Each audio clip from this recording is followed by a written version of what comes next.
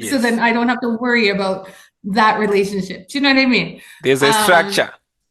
yeah, they strategize around these things. They don't let them dwell, and they're not going to sit there for hours gossiping about useless things, Exactly. right? It's going to be upset me. They don't have haters drinking Gatorade at every good thing they do. They just don't.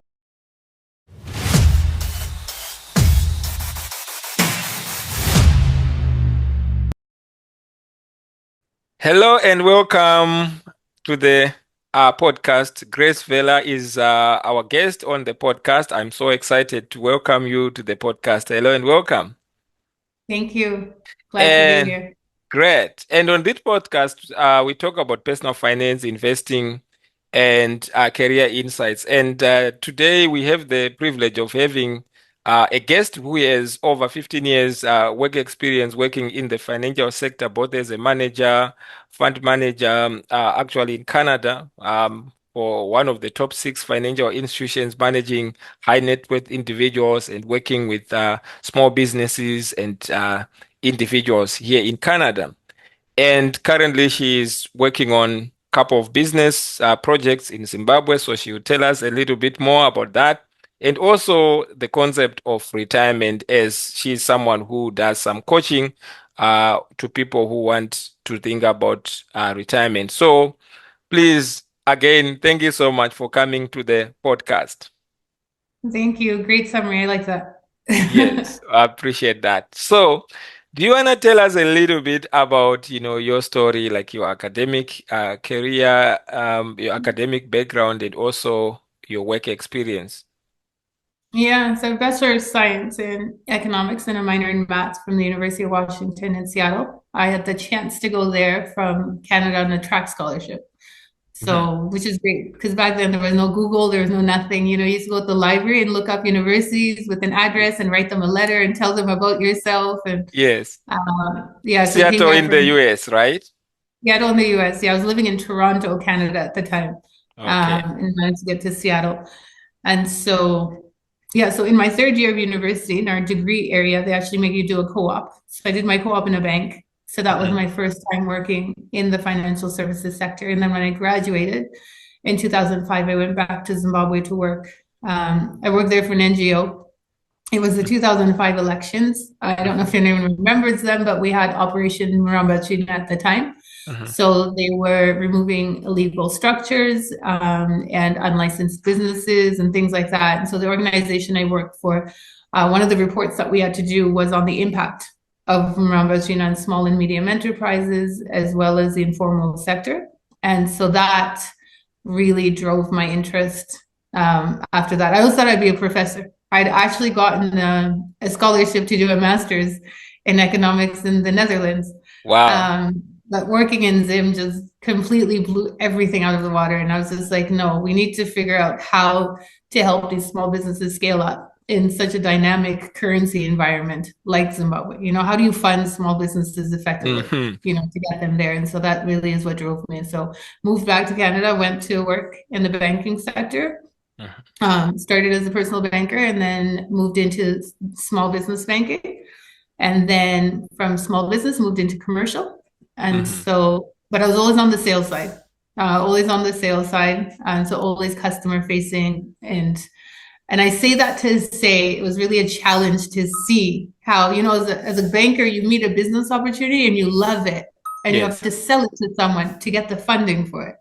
So that was such a learning experience and working directly with the entrepreneurs. They're just so passionate about what they want to do and then knowing all the technical requirements and the hoops I'm going to have to get through, you know what I mean? Yes. And the actual institutional stuff. And the bank I worked for was wonderful in the sense that Yeah. whatever we spoke about, whatever input we gave back, it really did make an impact in our credit policies, right? And so as long as Mm-hmm. you weren't afraid to speak up and navigate on behalf of your clients, there's always an opportunity for us to change how we do business and smooth and streamline business Hmm. banking really. And then from that, I finished out my career. Oh no, I guess I did do a branch manager stint for a Yes. bit, and that was during COVID, funny enough. Oh.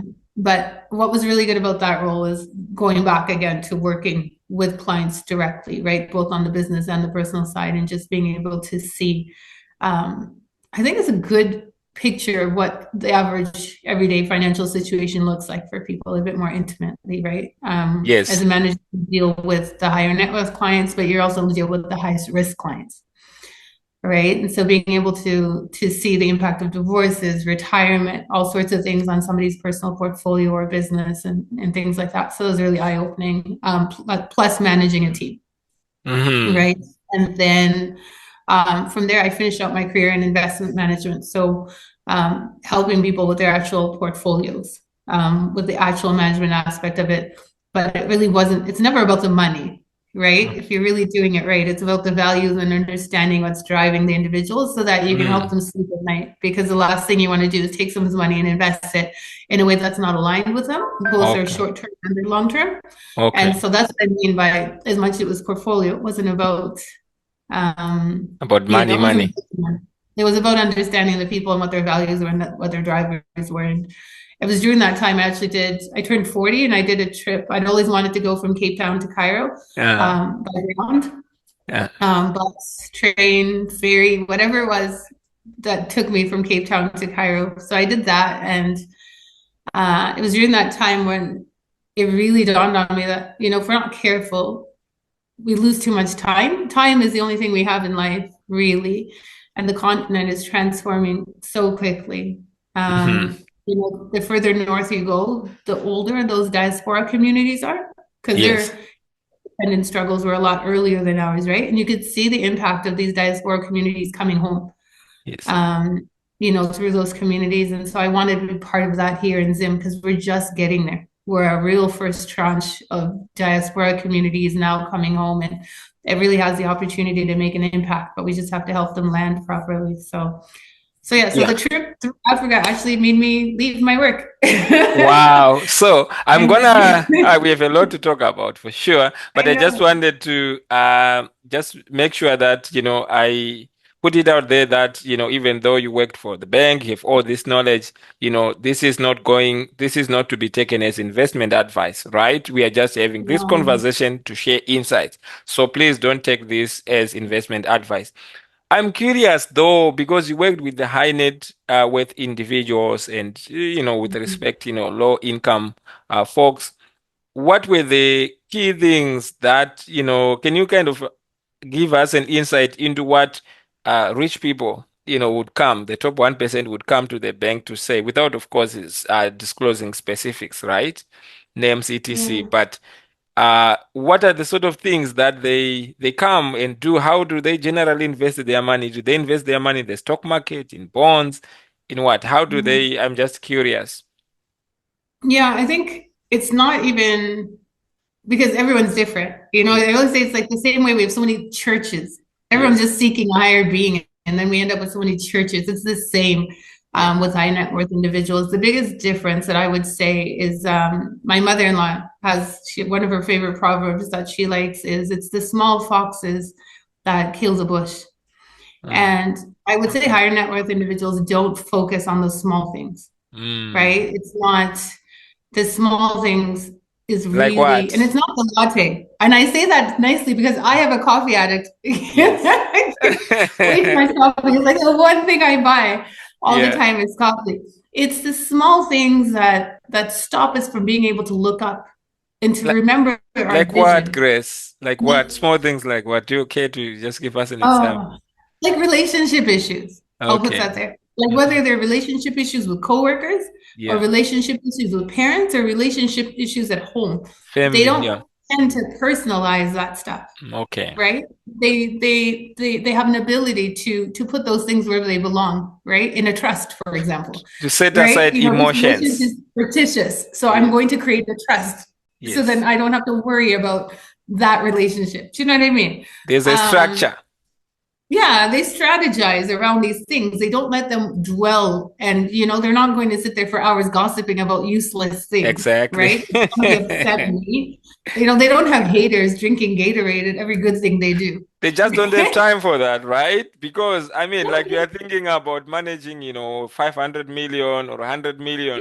So, yeah, and then someone comes to you and says, oh, so and so is wearing this and that. And also something that I also realize is like sometimes, I think it's President Obama. There was someone who interviewed him, I think, and they asked him, like, do you specifically worry about what you're going to wear tomorrow? And then I think the answer was like, I just buy clothes that are the same quality and even same color so that he doesn't have to spend time thinking about should I yeah, wear this? He just, goes in the wardrobe or whatever and then gets yeah. whatever and then focus on more Mhm. strategic things. Not to say those other small Yeah. decisions or relationships, family, they are not important. No, but it's okay. So I'll give an example. And Mhm. one thing I forgot to mention in university, my second year, I was a nanny. I Okay. worked for a nanny. I had to move off campus, whole bunch of things. So I needed to save money. And I got a job as a live-in nanny, taking care of a child who went to school. So it worked out perfectly. My job was I got a car, a cell phone, a place to stay, food. It was great. Wow. And all I had to do was take this child to school, right? So I had classes. So perfect for us. And then after school, pick him up. I was usually done classes, right? I only had to navigate my track practice schedule. So it was a good way for me to figure out how to save money that semester until like my scholarship issues got sorted out, right? Hmm. But what I learned from being a nanny, Hmm. his mom was she wasn't a single mom. It was a military family. So the dad was out in Afghanistan. This is 2001, 2, 3, 4, 5. Yeah. So the dad was in Afghanistan. So she was a single mom, but she was full-time employed in the city. Yes. And so for her to be able to get from where they lived to work, come home, cook dinner, things like that, it really would take away from her work. Yes. Um, and so losing her privacy to Mm. having me in the house, Mm. right, allowed her to spend good quality time with her son. So when Mm. she came home, like she would rush home and be like at the dinner table, food was cooked. He Wow. had his homework done. The house was clean. You know what I mean? All Hmm. she had to do was hang out with him and she would give him a bath, before he went to bed. And I did everything else. Wow. Like that was a good use of money. Yes. Everybody else, like lesser net worth people, I would say, would sit there and argue with their spouse about the fact that I have to do all this. They wouldn't want to take that, because it's a lump sum that goes out every month to paying for Yes. me, right? Yes. They would rather do like the trickle down daycare thing, right? Mm. Pay for fast food, the additional gas to do all these runs, like that you Mm. get nickel and dimed until you're spending the same amount. Yeah, I think that's a very important point. I think I remember in economics we did like you have to focus on things that you have comparative advantage. For example, Mhm. if your time, let's say if you spend your 1 hour, you are paid maybe 200 or $100. Then if you find Mhm. someone you can pay maybe $20 to do that job, then it frees up time for you to focus on more strategic things and even more valuable things, if money is an issue Yeah. in that case. So that's a very good point there. Now, Yeah. It's opportunity cost as well, right? yes, it's opportunity cost, right? That is the value of the That's my number next one thing, best, by the yeah, way. the next best thing that you could use, your time. Yeah. Time is very limited. And you also mentioned an issue of trust. It's very important because, I grew up in Zimbabwe and one of the things that would, break my heart is like if, let's say, God forbid, a breadwinner passes on, some people may Mhm. possibly come after some of the assets that person may have, and It's Lord cultural. and Yeah. behold, this person might have small kids, and then by the time they grow up, they will be wallowing in poverty. But then their parents would have, built something. But because there was no structure, Mhm. proper structure, a trust fund or something like that. So I always tell people to say, regardless of how much you think you have in terms of net worth, it's important to just let your wish known. So one way of doing that is just creating a family trust, right? And Mhm. then you can distribute to say, okay, my kids, they will get, 10%, 10%, this and that, and whoever you want. And you keep it private. You can do it through a lawyer. It can save you a lot of stress. Mhm. And also protect Or your, even a will. Having yes, a will goes a exactly. long way. And when you're in Canada, sometimes a lot of people are the only family member they have, right? Yes. making sure you have someone who you've appointed to take care of your kids. Because a lot of our children end up in social welfare outside of the Zimbabwean community with absolutely no contact with their family because both parents have passed away, or only one parent was in Zim. I mean, was in Canada. The other parent is in Zim, and then Yes. they don't want the child going back to Zim to live with the parents. So then this child gets raised by random people in Canada, whereas Yes. you just Yet the created, a families, will family and appointed members. someone. Yes, and the Yeah. other thing is it can also help you in terms of taxes to say if you create a trust, it's a living document, right? There's a revocable and irrevocable. I'm not going to get into that. But then it means if you have assets or money in the stock market, maybe the market is down, it's not going to be liquidated. They can just, they can be maybe paperwork to just transfer those into, the names and, to adjust, to reflect the death of the other person, right? But what it means it's an ongoing concern. It's like a structure. It's like a business on its own, right? Because if you sell investments, it can potentially trigger taxes for you to pay, right? If it's in a Mm. non-tax sheltered account. Now, And you brought up that idea of making sure you're talking to a licensed advisor. Because one of the things that's important about working with a licensed advisor is because I remember when I was an advisor, every January we had to read the new tax code, right? We had to read the yes, new budget, yes, 13 chapters every year. So really important to make sure you work with a licensed advisor. You may get broad, support and broad advice, through me, that kind of thing. But to bring it all together, you need to work with a licensed advisor that's up to date. and sometimes, you can pay maybe 300 to get, consultation, and that can save you a lot of money. Sometimes people may think like, oh, lawyers or advisors, they are expensive. Now, do you care to tell us a little bit more about, like I know you are running some businesses in Zimbabwe. Do you care to tell us about your experiences running business in Zimbabwe and if there are challenges that you are facing, what are some investment opportunities, let's say someone wants to come and invest in Zimbabwe. Right. No, there's Zimbabwe is a village, is what I Yes, usually like to say. When yes, you compare us in terms of population, I think 16 million is our population. yes. That's, compared, I think Nairobi's 8 million, the actual city. Cairo's 55 million people. That's one city. Wow. Not Um, even Nairobi. so yeah, a city has half the population of our whole country, Yes, right? So there's so many opportunities here, and anything you want to do is possible. The only thing I would say is take your time, and there's definitely no rush. Just make sure you have some kind of cash flow plan yes. to sustain you. What do you mean by Um, that for our viewers? yeah, anytime you're starting a business, expect to run a loss in the first 6 months, right? Yes. That's rule of thumb, right? And so If you you want to have if enough if you are capital. lucky, actually, some may take 2, 3, 4, 5 years to even break even, right? Exactly. And so, a lot of people have immigrated from, Zim to Canada, Mhm. right? Coming this way, it's a lot harder because this is a cash economy, right? There's no Okay. credit. You're not leveraging the way you are in Canada, right? No I credit was laughing. I cards. have a house we've been building since 2013 here in Zim. Hmm. And a house I bought around the same time in Canada in 2014. And I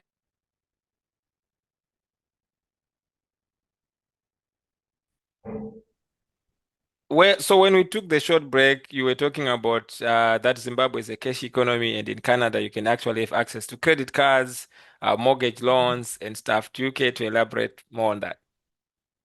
Yeah, so when we got a mortgage on our house in 2014, we were able to move in to the house right away, In right? Canada here, And right? enjoy in Canada, right? Yes. And then over the 25 years, it'll lose, not to say value, but you know what I mean? Like repairs will start need to be done, the roof and this and that will need to be fixed. Whereas the house in Zim we're building, it's 100% cash, right? In And Zimbabwe. so yeah, and so now, 10 years in, most of my windows, the roofs are in, but at the same time, it'll probably take me 15 years before I finish. Yes. And then I'll be able to enjoy it. But at least I'll be able to enjoy it for the rest of my life. You know what I mean? Mortgage free. And so you have to remember that. That is the toughest thing to remember, even when Hmm. you're buying a car. most times you're buying it cash, right? Yes. Okay. There is no Interesting. $700 a month, right? So Yes. everything like that. You have to switch that mindset when you're Mm. thinking about starting a business here in Zim, and be prepared to at least have 6 months of operating capital to support the business and to support your lifestyle. And Mm. because Zim changes so fast, um, you need to understand the environment before you get going too fast, That's right? So very don't walk important, right? in expecting to be going within 2 weeks. You'll lose a lot of money during that time. I Take your have time, I've spoken to get to know the people environment. who have lost a lot of money, 70,000, 100,000, because they came to Zimbabwe, or Mhm. they were here actually, and they were running projects to say, oh, I'm going to do the chicken broiler business, right? You go all in, and then you don't have Mhm. customers, and then you have sunk costs. So that's a very powerful point. And also that is cash Take your economy. time. Yes, no Yeah. rush. And it's okay to scale, like going back to economics, right? Yes. Scale, but start with like my son, him and my sister started a pig project together, Hmm. right? They Yes. started with two, Yes. right? A boy and a girl. Yes. Yes. Right? And Yes. so that one started in February, or no, it started actually in December, where we Ye- got the pig from. They kept it for us for a bit until it Yes. was older. We bought it when it was younger. They kept it for us for a few months until it was at 6 months old, and then they Yes. gave it to us, and we took it home, the two of Yes. them. And in March, we had them together, and we thought the girl was pregnant, right? So Yes. every 2 weeks, you're buying food for $30 for these two pigs, Wow. right? They're Yeah. getting bigger, they're eating. Pigs are supposed to give birth after 3 months, 3 weeks, and 3 days. And Wow. I kept asking the guy who's working with us, like, oh, is the pig, has it given birth yet? Or is it getting close? And I was like, I don't see, I can see it every day. I'm like, this girl isn't pregnant. They're like, no, it is, right?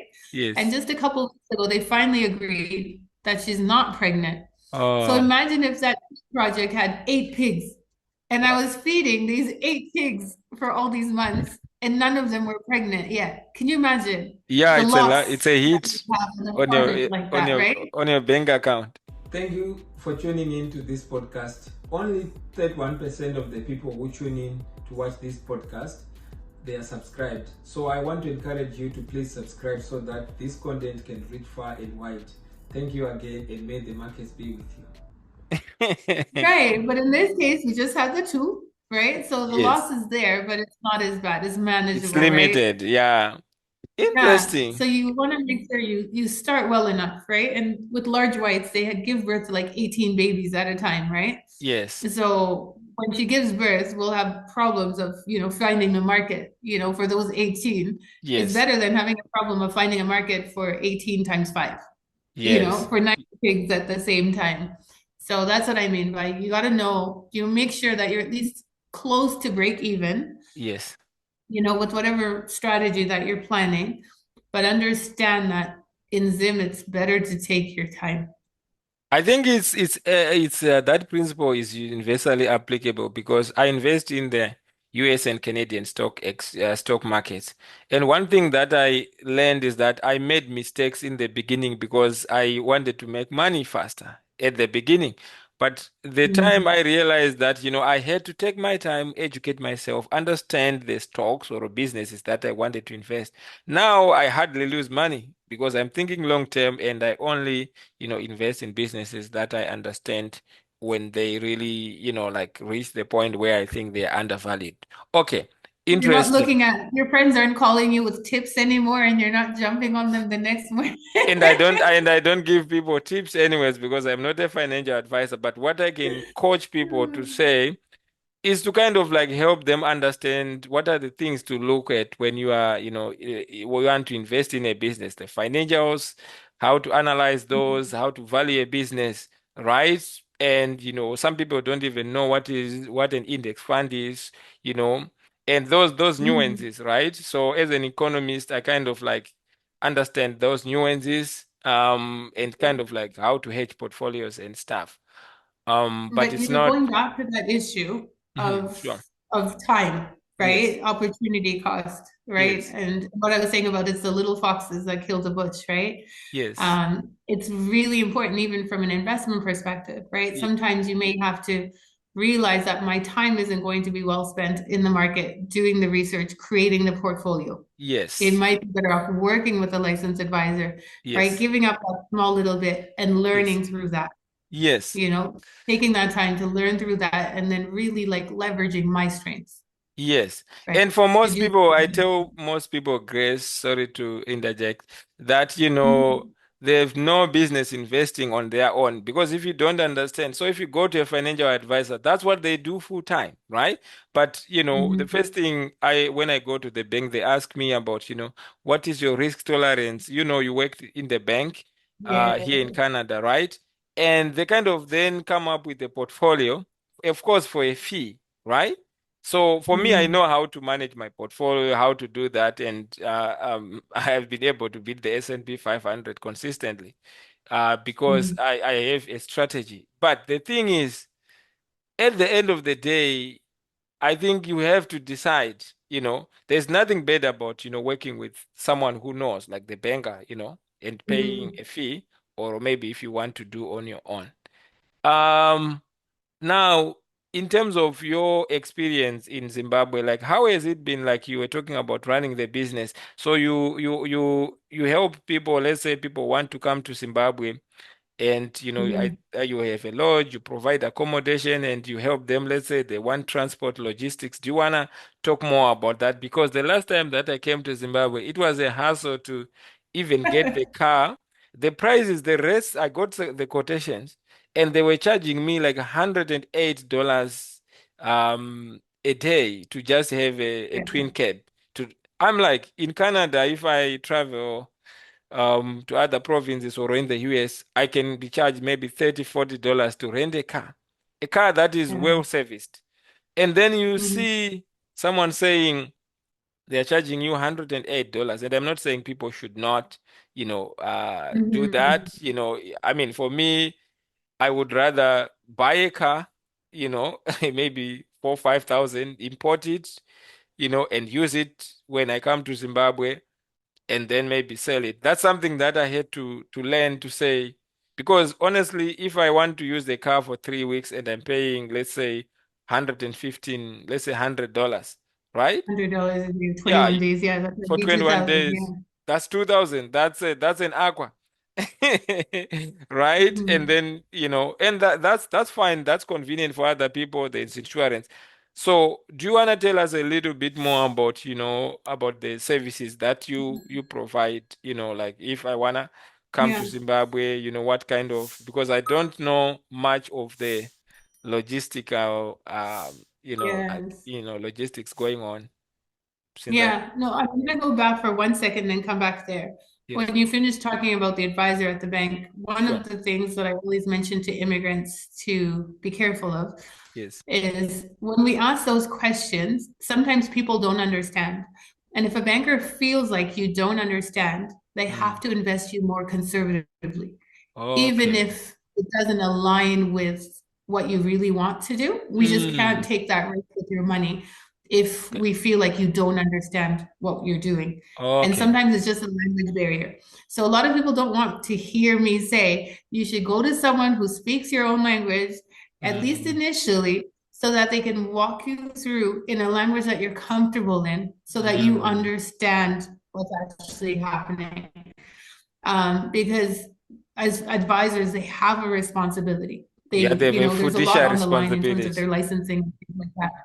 Exactly. And so sometimes you can find people, a lot of people you'll find are in GICs or in Mm. bonds or in conservative indexes, and that doesn't align with their long-term I will goals or tell you a anything story like that. about But it's that, about my just because, GICs. yeah, but it's just because the advisor really has to make a decision that's based on whether they feel like you Oh. understood them.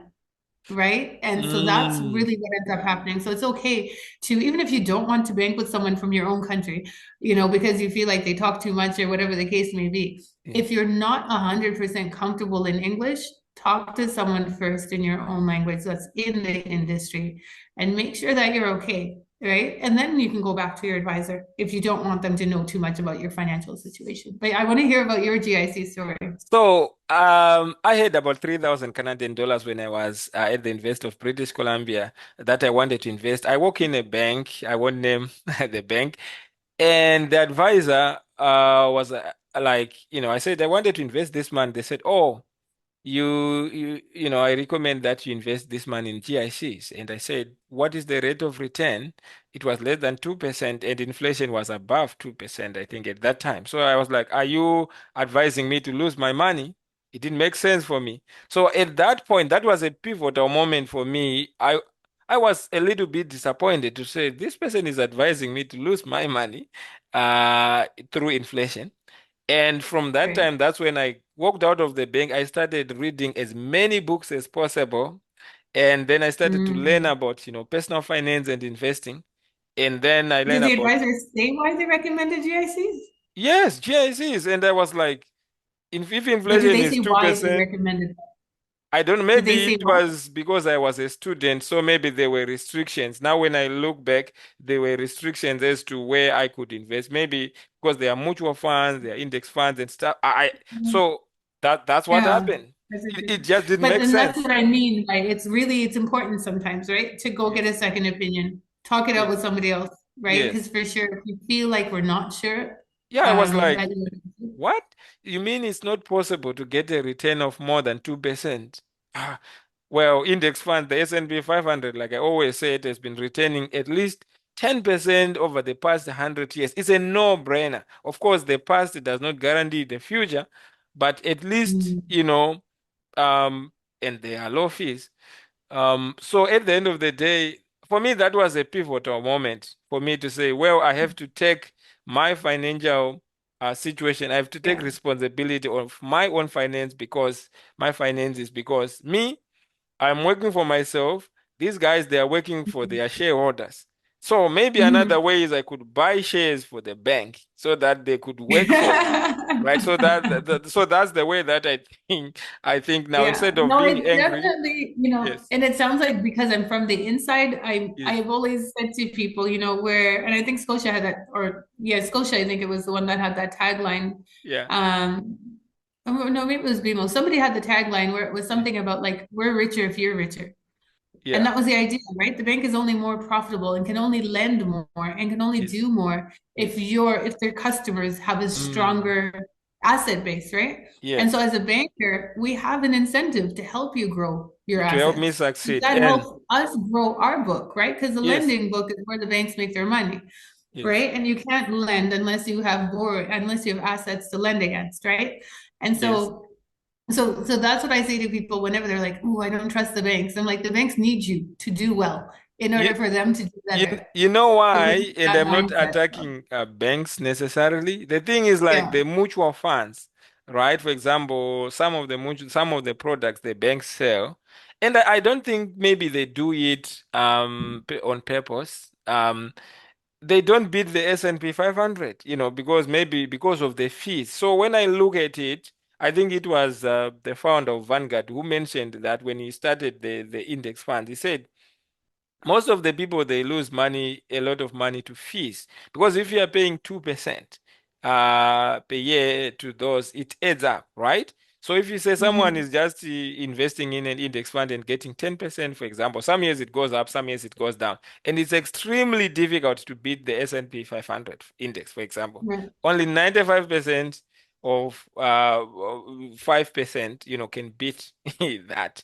And we are talking of the Mhm. Warren Buffett's, Lilus, and Right. exceptional people. Okay, so now mutual funds maybe on average, I think on Canada you're looking at 5%, 6%, and inflation is like Mhm. 3%, right? Return per year. Mhm. So it's kind of like at the end of the day, you have to do what you're comfortable with. But having said that, you know, giving your money to someone who is experienced, who understands the market, I think is better than risking it if you have no clue at all.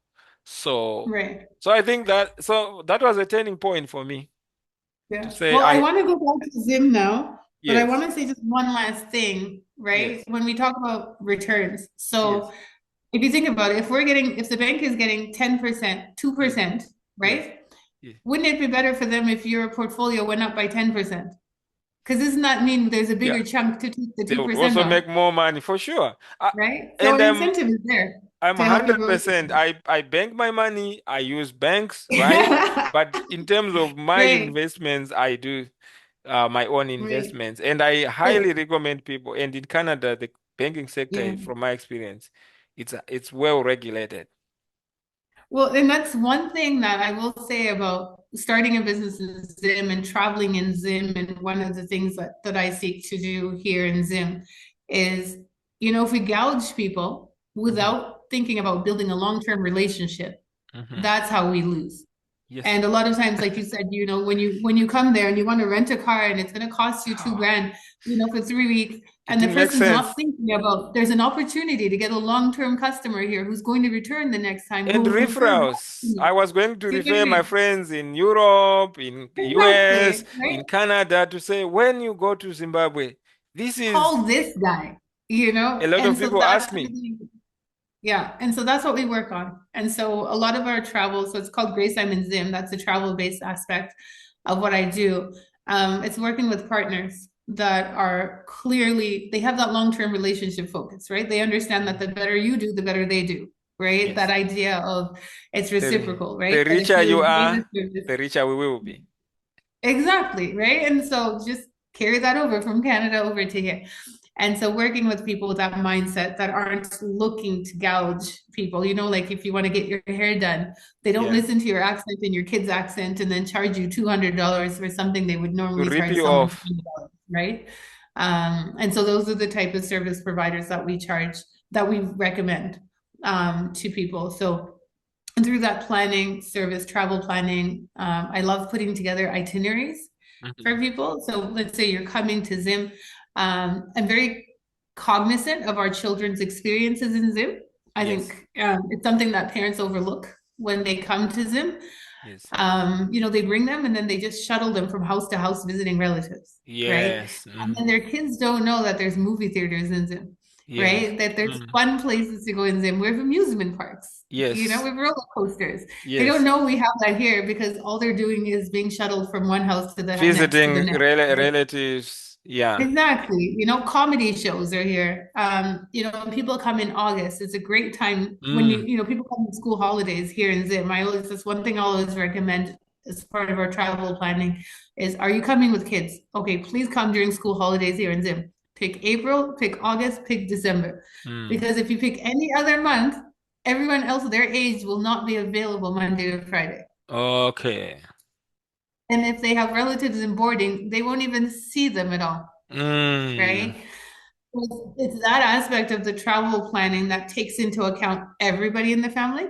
Okay. So that's what we do. And we put together itineraries for people is really what I love. And so knowing what your budget is and being able to put that, I'm big into arts, myself personally. So both Yeah. performing arts and visual arts. I love galleries. I love Yeah. museums.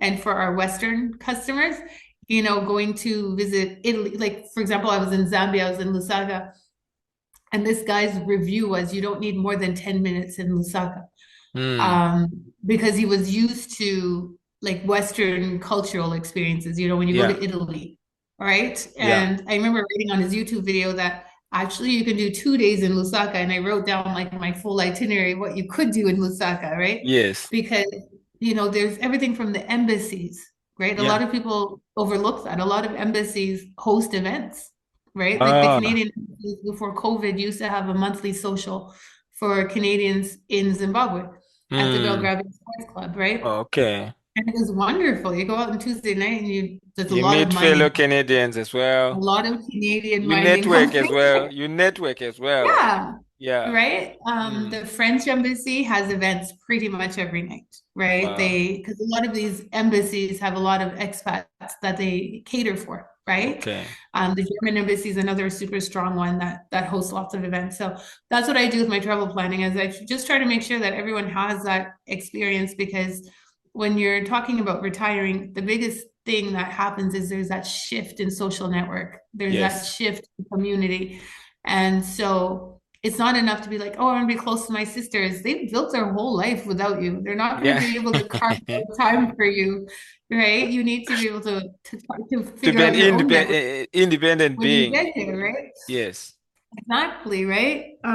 And so and even that whole idea of like, oh, I want to do this project. There's this cousin brother of mine who's always asking me for money. Let me have Partner. him do it Mm. for me.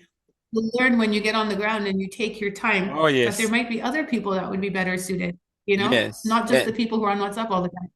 And You have a lot sometimes of you relatives that don't have data bundles. and sometimes you can ruin relationships, right? In that way, if things don't work the way Yeah. that you intend. That's interesting. So now in terms of accommodation, like you have lodges, right? Because that's a big piece. I remember when my wife and I, when we visited Zimbabwe, we went to Masvingo, and one thing that really like I learned the importance of planning is we didn't have like the currency, I think the Zim dollar at that time, the bond notes, right? So we had US dollars. So Yeah. what happened is when we went to the lodge or hotel actually where we were staying in Masvingo, they were like, oh, the rate here, we have the official rate. And the official rate Yeah. was lower. So what we were doing is like we were, like uh, we ended up just paying because we didn't have Zim dollars, right? So we were Yeah. using US dollars, and they were pegging it at a much cheaper Not rate. at the parallel rate. Yeah, Yeah, like what they do. not at the parallel rate, because there was a parallel Yeah. rate which was more lucrative. Thank you for tuning in to this podcast. Only 31% of the people who tune in to watch this podcast, they are subscribed. So I want to encourage you to please subscribe so that this content can reach far and wide. Thank you again, and may the markets be with you. So we Mhm. were ripped off that way. Yeah. And actually we ended up doing something very unprecedented, because it just didn't make sense. Most of the food, and I don't mean this disrespectfully, I eat the food every day, right? So there was nothing really special. So we just ended up driving, going to a supermarket, to a shop around, and then we bought, some food that we then would just eat. And then we would occasionally just then go and have dinner, not breakfast, lunch, and dinner. So we saved money that way, right? Hmm. So that was something Yeah. that was interesting. So I'm sure that would Yeah. help to have someone on the ground who knows like you. Yeah. And it's really important. Like the people we touch base with, we'll touch base within a week of arrival, from whenever we start working with you, to arrival. Just because things can change overnight. What I could have suggested 3 months ago may Yes, not be what I suggest today. yes, And yeah, it's so important to just be able to have some people, quick talk, ready to go. One of the things that I will say right now for Canadians is because a lot of our cell phones don't have dual SIM, just yes, go on Amazon before you travel to Zim and buy a dual SIM cell phone before yes. you come to Zim. The reason being, Yeah, you'll still need your single SIM cell phone for Canada because of that two-step verification that so many things use, right? yes. So you'll want to keep that Canadian line going. And then Mm, you'll use your dual SIM one here in Zim, primarily because you're going to need both lines. yeah, Both Econet, both Net One. Who knows what's coming down the line? Telecel used to be okay, but now it's, yeah, useless. yeah. But you'll want to have both SIM cards in your phone because there's certain places like I have a little Mbudzi, a little like Mhm.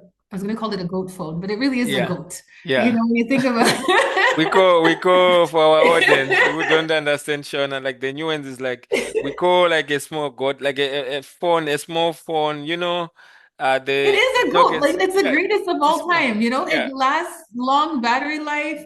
It can yeah. do the basic financial transactions you need. Like that is the greatest phone of all time. I Yes, like it the works idea. I always perfect, say it's right? a goat. Because It covers in so many situations, right? sometimes there's no But power cut, maybe, or you're traveling you're traveling yeah, 9 hours, right? So if your exactly. phone doesn't have a good power retention, then by the time you you reach to your Yeah. destination, you want to have connect, You can pick one of those up here on the ground for like $10, right? yeah. But get a smartphone, get a dual SIM smartphone on Amazon.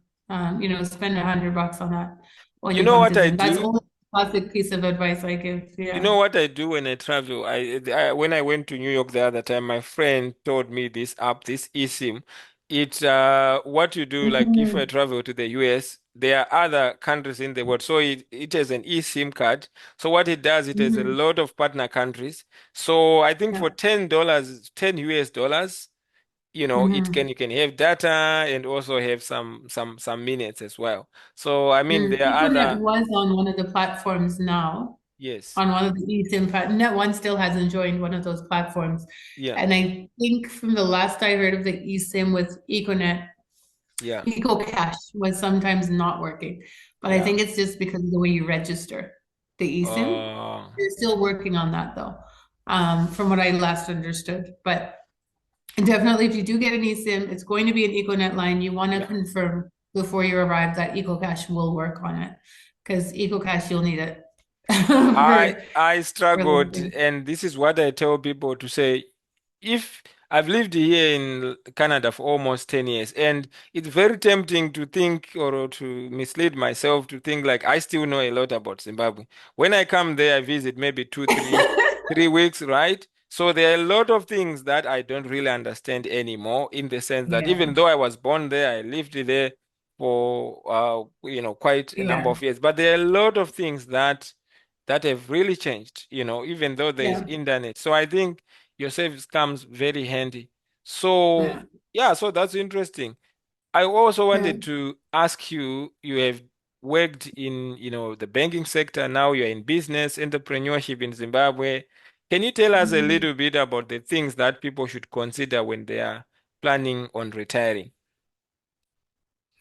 Yeah, I think I learned this in 2010 is have a place to arrive to, a place Okay. that's your own, where you Okay. could be free to do what you need to do. Yes. And I say that because in Zim, there's so many things that just show up Yeah. on a day. I know a lady who has a large lot. She just managed to build like a two room cottage, is all Hmm. she managed to do while she was in Canada, Yes. but has a beautiful garden. Yes. And she charges $1 for photo shoots. She doesn't Yes. even do the photo shoots. People just come use her garden to take pictures of themselves and then Charges $2. charges $1, you know what I mean?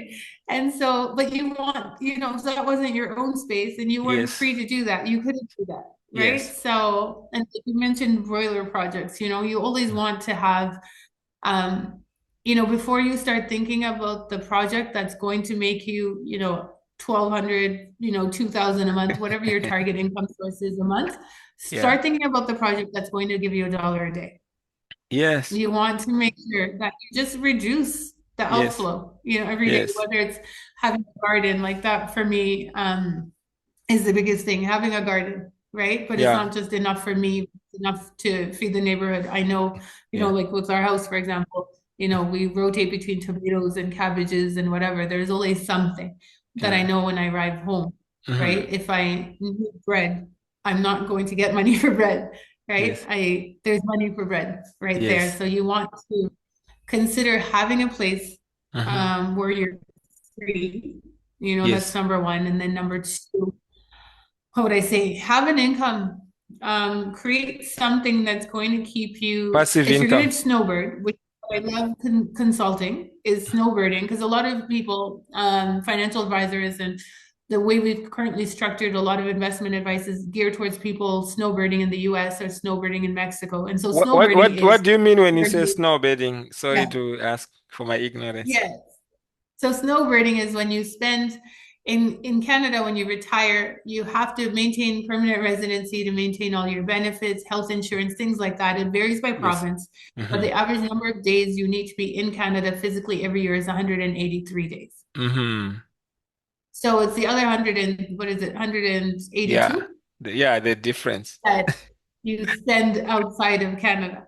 And Yes. so the idea has always been, the months that I don't want to be in Canada, and they're different for everyone. Some love Yes. skiing and they want to be in Canada. And if you have your grandchildren in Canada, you want to spend Christmas in Mm. Canada, right? Yeah. So you may not leave in October and come back in March. You Okay. may go back and forth twice a year, whatever the Okay. case is. So you want to make sure you have a place in Canada that you can arrive to, Mm. right? So think sustainability. Mm. What's sustainable that I can maintain in Canada? Like one of the toughest things I had this year was in January when there's that cold Yes. in Alberta. One of my houses was currently unoccupied and Yes. minus 52 hit and the water pipes burst, right? Wow. Um, it took about 3 days before somebody realized that my basement had flooded, right? Oh, wow. And that was quite a big cost to go through when I'm here, Yeah. right? Yes. So you want to be cognizant about things like that, right? So it's Mm. someplace where you can arrive to, but have things in place to make sure things like that don't happen to you. And if they do, that they're discovered in a reasonable period of time. Yes. So you want that there. But you also still need income Yes. from there. You want to Yes. make sure outside of your government supported income. Because Yeah. government is great, but politicians change, benefit Yeah. packages change. Yes. Nothing's guaranteed that it comes from the government because it's the whim of legislation, Yes. right? Yes. Taxation rules change, residency rules, like everything. Yes. Canada is looking at doubling its population in the next 10 years, Yes. right? And that's through immigration. Yes. And what's that impact going to be on our Yeah. long-term fiscus in Canada, Yes. on Yes. our On the social so services as well. yeah, so have an income that's Mhm. not reliant necessarily on government in Yes. Canada, even if it's 200, 300 a month. I'm not Yes. saying have millions, Yes. Yes. Yes. something. That's You have it. multiple income streams. That helps so that if the other one is reduced unexpectedly, then you can have a cushion. Yeah, just something, right? Yes. So you're Yes. constantly there. File your taxes. Yes. I'm a big fan of, do things in a tax efficient manner, not in a tax evasive manner, Yes. Of right? course. You should Be always tax pay your taxes. efficient, Hmm. report your income, make sure that stays up to date. Don't Yes. ever fall behind Yes. on reporting your It's in important. retirement. Make sure you have a plan for that. Yes. Whether you're doing it on your own or you have someone else doing it, make sure Hmm. you have a plan for that. That's offshore. I know for myself, the last little bit, my CRA two-step verification stopped working, right? So Yes. that's been horrid. I've had to call CRA on the 1-800 number whenever I've gotten a letter from them to be like, do you mind mailing it? Yes. Wow. I'm not going to be until August. I need you to mail it, so Yeah. things like that. So what did I say so far? Have a place that you're Yes. free in Hmm. Zimbabwe, right? If In income. Canada, have a place where you can arrive to at Hmm. any time, but that's also secure. Yes. Have an income in Canada Yes. that's reasonable, Yes. right? Have a social network plan in both Yes. cases Yes. because it's like I play golf. So Yes. I play in a golf league once a month. Yes. Right? It's a great way to meet people and great way to build that network, but it's something I enjoy, right? Yes. So really think about what is it that I enjoy and how can I build a network with that? Just to make sure. Because, and again, as a woman, for example, Hmm. coming from North America, my church friends don't necessarily have the same interests as I do, right? Yes. Like I love going to church and I'm there and, my kids are super involved, but at Yes. the same time, it's like, oh, I want to go to a comedy show. A lot of women my age are not leaving the house at night. You know what I mean? Yes. So understand that there's going to be different social expectations, Yes. and social norms. Yes. But you can find your friendship group. You really can. Yes. You just have to be willing to get out there and find it. It's not going to be built in. It's not what you expect, but you will find it. You just have to be willing to go get it. I know we can talk more and more, but in conclusion, is there anything about when you look back about your career trajectory that you can say, these are the things that helped you to, transition or, to propel you to the success that you accomplished over your career span? I'm sure you're Oh, still working. Yeah. I'm loving hearing that. I need that. We always need that, right? To someone to Yes. tell you that you've had success. So thank Oh, you. yes. Yes. I think I love my customers and Yes. I love hearing their individual, unique Yes. stories.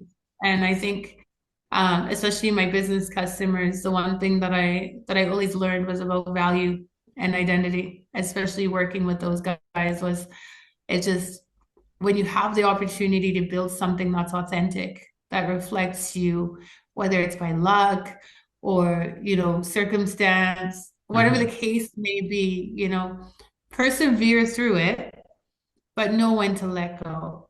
Okay. I worked through the automotive crisis in Ontario, Yes. where a lot of our clients were impacted not because they were dealerships, but because they serviced dealerships. Yes. There was a time to let go of the business because those Yes. customers weren't coming, right? Yes. I worked through oil crises in Alberta, right? Yes. And businesses had to pivot, Yes. and if you didn't pivot, you were going under. Going under. Um, right? And sometimes it was okay to let go and Yes. come back at another time. But the biggest thing I learned from them in that time was what made it hard to make those decisions was their identity.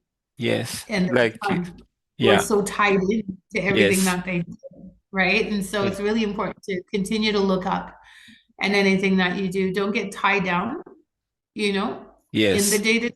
Don't let the day-to-day become you. Yes. Interesting. Remember that you're bigger than that.